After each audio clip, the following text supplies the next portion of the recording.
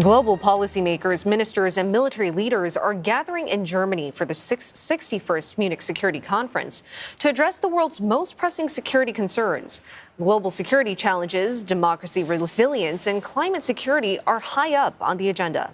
The conference is taking place days after President Donald Trump spoke to his Russian counterpart, Vladimir Putin.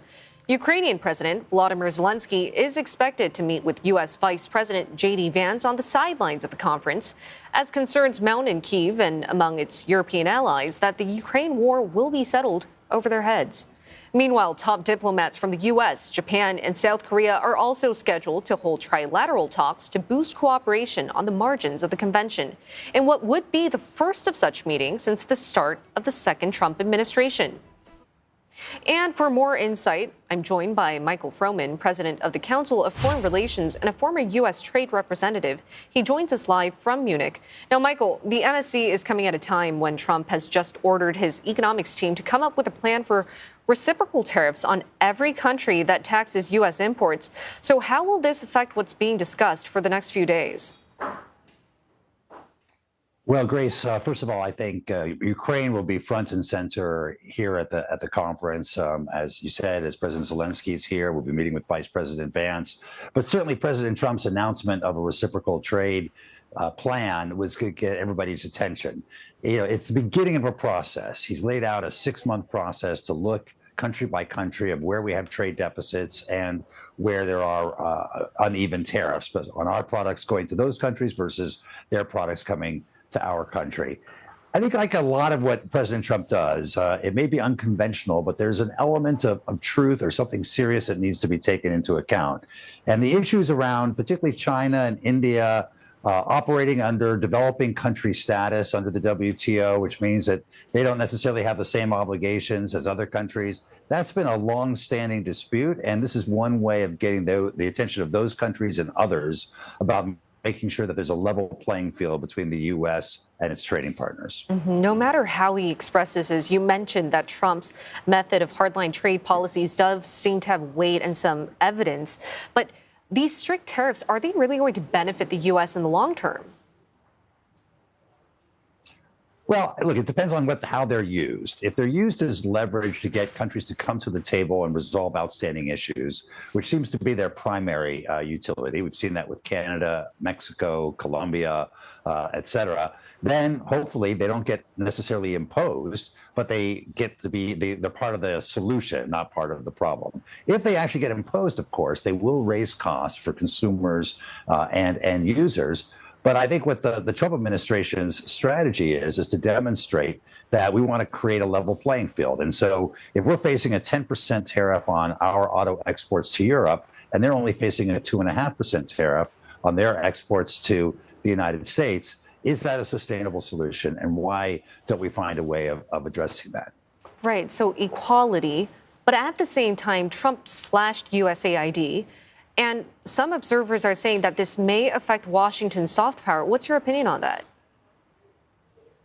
Well, I agree with that. I think soft power has been an incredibly important part of the arsenal of U.S. foreign policy. Our culture, our values, and our generosity around the world is the #1 contributor to development assistance, to humanitarian aid. I think it's gone a long way towards building goodwill around the rest of the world. And notwithstanding also the fact that there are a lot of people who completely depend upon it, that people's health and safety, their capacity to get access to food, that these are absolutely critical elements that the U.S. has been supporting. So I'm hopeful that even as he engages in a reform of USAID as an institution, that the U.S. will continue to play a significant role in supporting global health, in supporting food security, in supporting global education, all the issues that the U.S. has been so generous on before.